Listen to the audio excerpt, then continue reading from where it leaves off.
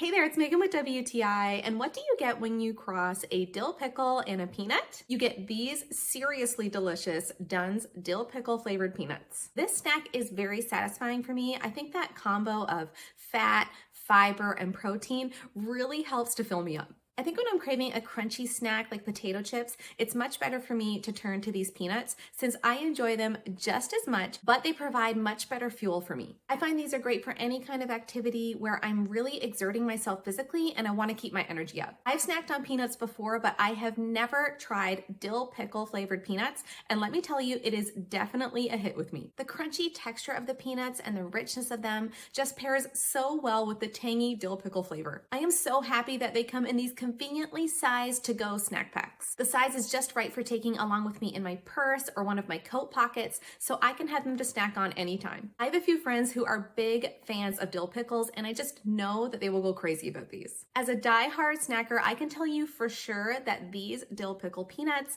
will be making a regular appearance on my snack rotation. That's just my point of view.